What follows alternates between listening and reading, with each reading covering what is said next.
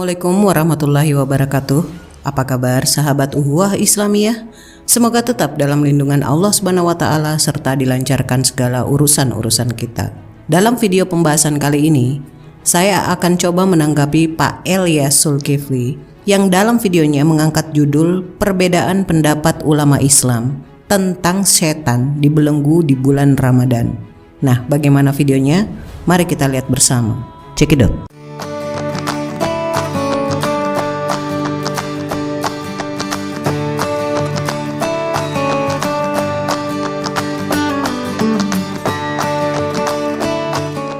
Di mana kita bisa temukan literaturnya bahwa setan dibelenggu, kita bisa lihat di dalam Sahih Al-Bukhari, hadis nomor 3035, dan itu hadis yang sahih Bapak Ibu, telah menceritakan kepada kami, Yahya bin Bukair, telah bercerita kepada kami, Al-Laits berkata, telah bercerita kepadaku, Uqail, dari Ibnu Syihab, berkata, telah bercerita kepadaku, Ibnu Abi Anas, mantan budak At-Tamiyin, bahwa bapaknya bercerita kepadanya bahwa ia mendengar Abu Hurairah radhiyallahu anhu berkata, Rasulullah bersabda, apabila datang bulan Ramadan, pintu-pintu surga dibuka, sedang pintu-pintu neraka ditutup, dan setan-setan dibelenggu. Jadi dari literatur hadis yang sahih yang sudah kita bahas tadi Bapak Ibu, bahwa setan dibelenggu. Apakah benar-benar setan dibelenggu Pak Jul? Nah, ada beberapa kemungkinan yang muncul Bapak Ibu. Di dalam literatur ini kita bisa lihat Al-Hulaimi berkata, ada kemungkinan yang dimaksud adalah setan yang mencuri berita langit. Belenggu ini terjadi pada bulan-bulan Ramadan, bukan pada siang harinya, karena pada masa turunnya Al-Quran, setan-setan telah dihalangi untuk mencuri berita. Kemudian mereka tabah dibelenggu untuk lebih menjamin keamanan. Ada pula kemungkinan yang dimaksud adalah setan tidak dapat mengganggu kaum muslimin karena mereka sibuk melaksanakan ibadah puasa, di mana dalam puasa tersebut mereka berusaha untuk mengalahkan syahwat. Di samping itu, mereka juga sibuk berzikir dan membaca Al-Quran.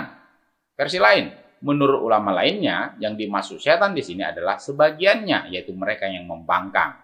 Untuk itulah Ibnu Khuzaimah membuat judul yang memiliki kandungan seperti itu dalam kitabnya As-Sahih, ketika dia menyebutkan hadis yang diriwayatkannya sendiri dan juga diriwayatkan Imam At-Tirmidzi, An-Nasai, Ibnu Majah, dan Al-Hakim melalui jalur Al-Amashi dari Abu Shalih dari Abu Hurairah, apabila malam pertama bulan Ramadan, setan dan pembangkang dari golongan jin dibelenggu. Jadi ada kemungkinan bahwa ada setan yang tidak membangkang Bapak Ibu, yang tidak membangkang, kalau kita baca ini berarti tidak dibelenggu. Jadi Bapak Ibu, kita sudah lihat ada beberapa perbedaan-perbedaan yang muncul ketika menginterpretasikan setan-setan dibelenggu. Yang mengatakan memang benar-benar setan itu dibelenggu, dan ada yang mengklarifikasikan bukan, itu menunjukkan bahwa berkurangnya kejahatan di bulan Ramadan. Ada lagi yang mengatakan bahwa hanya pentolan-pentolan, pemimpin-pemimpinnya saja yang dibelenggu. Nah, ada yang mengatakan bahwa setan yang membangkanglah yang dibelenggu. Dan tentu ini ada tersirat, ada setan yang tidak membangkang. Dan ada yang mengatakan bahwa melaksanakan ibadah puasa, maka berkurang kejahatan. Setelah melihat video dari Pak Ilyas Zulkifli terkait penjelasan dan pemahamannya mengenai setan dibelenggu di bulan Ramadan, dengan menampilkan hadis-hadis sahih dan beberapa pendapat ulama yang dianggapnya berbeda, kita cukup senyumin saja. Kenapa saya berkata seperti itu? Sebelum kita bahas lebih lanjut, mari kita lihat hadis-hadis sahihnya. Ketika masuk bulan Ramadan, maka syaitan-syaitan dibelenggu, pintu-pintu surga dibuka, dan pintu-pintu neraka ditutup. Hadis riwayat Bukhari dan Muslim. Telah menceritakan kepada kami Abu Quraib Muhammad Ibnul Ala dari Abu Bakar bin Ayyashi, dari Al-Amasi, dari Abu Shalih, dari Abu Hurairah, dari Rasulullah SAW. Beliau bersabda, jika tiba waktu awal malam di bulan Ramadan, maka setan-setan dan pemimpin-pemimpinnya dibelenggu.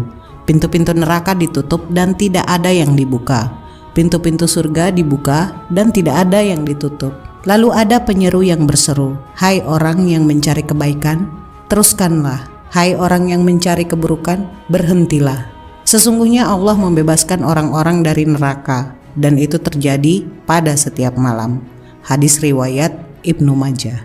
telah mengabarkan kepada kami Ali bin Hujr, dia berkata, telah menceritakan kepada kami Ismail, dia berkata, telah menceritakan kepada kami Abu Suhail dari bapaknya dari Abu Hurairah bahwa Rasulullah Shallallahu Alaihi Wasallam bersabda, jika telah memasuki bulan Ramadan, pintu surga dibuka dan pintu neraka ditutup dan setan dibelenggu. Hadis riwayat Sunan An-Nasai nomor 2070. Nah, sekarang mari kita lihat pendapat-pendapat sebagian ulama mengenai hadis-hadis tersebut. Al-Hafidz Ibnu Hajar berpendapat seraya menukil dari Al-Hulaimi, kemungkinan maksudnya adalah para setan tidak bersungguh-sungguh menggoda kaum muslimin, sebagaimana yang mereka lakukan di bulan lainnya, karena kesibukan atau manusia beribadah. Atau yang dimaksud para setan yang dibelenggu adalah sebagian mereka, yaitu dari jenis pembangkang di antara mereka. Atau yang dimaksud dibelenggu adalah dibelenggu dengan puasa yang berfungsi menekan dorongan syahwat atau dengan bacaan Al-Quran dan zikir. Yang lainnya selain Al-Hulaimi berkata, maksud dibelenggu adalah diikat dengan rantai.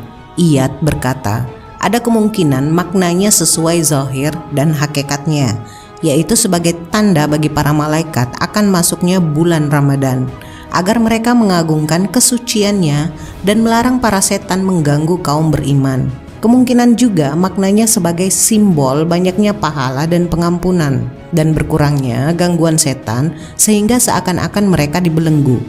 Dia berkata, yang menguatkan kemungkinan kedua ini adalah ungkapan dalam riwayat Yunus dari Ibnu Syihab dalam riwayat Muslim, yaitu ungkapan pintu-pintu rahmat dibuka, dan juga berkata bahwa kemungkinan makna dibelenggunya setan adalah simbol dilemahkannya setan dalam menggoda dan menghias syahwat. Zain bin Munayyir berkata, pendapat pertama atau makna dibelenggu secara zahir lebih tepat. Lafaz ini tidak perlu dialihkan dari zahirnya.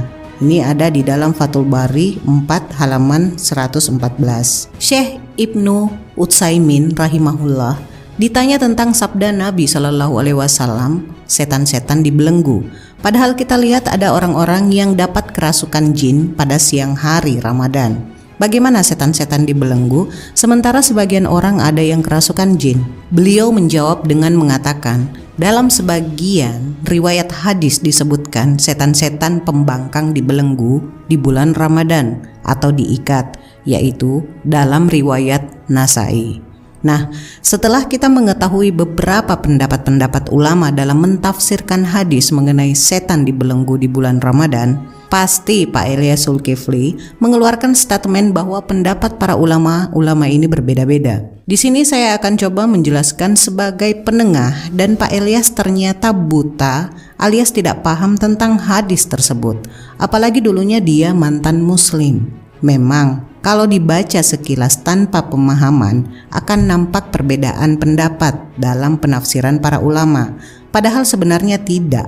Para ulama ini menafsirkan dari segi konteks yang berbeda. Ada dari segi bahasa, dari segi majasi, hakiki, kiasan, dan lain-lain.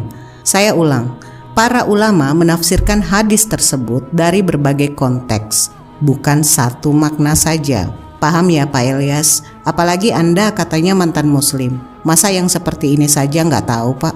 Apa sih arti setan ini? Dalam ajaran Islam, setan pada dasarnya memiliki arti sebagai sifat. Saya ulang, sebagai sifat. Setan merupakan sifat dari iblis. Jadi, sebutan setan tidak hanya berasal dari golongan jin, tetapi juga dari golongan manusia. Sebagaimana firman Allah, dan demikianlah untuk setiap nabi kami menjadikan musuh yang terdiri dari setan-setan manusia dan jin. Al-Quran Surah Al-An'am ayat 112. Dan juga terdapat di Al-Quran Surah An-Nahl ayat 98-100 yang berbunyi, apabila kamu membaca Al-Quran, hendaklah kamu meminta perlindungan kepada Allah dari setan yang terkutuk. Sesungguhnya setan ini tidak ada kekuasaannya atas orang-orang yang beriman dan bertawakal kepada Tuhannya. Saya ulang, sesungguhnya setan ini tidak ada kekuasaannya atas orang-orang yang beriman dan bertawakal kepada Tuhannya. Sesungguhnya kekuasaannya atau setan hanyalah atas orang-orang yang mengambilnya jadi pemimpin dan atas orang-orang yang mempersekutukannya dengan Allah. Nah, sekarang melangkah ke arti kata setan. Kata dasar setan atau setan adalah syaitana yang memiliki makna ba'uda atau jauh.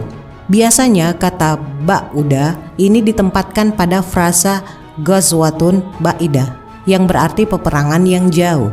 Kata syaitana juga sering digunakan pada kalimat rumah itu syaitana atau rumah itu jauh. Karena itu dinamakan syaitan karena dia jauh dari rahmat Allah Subhanahu wa taala.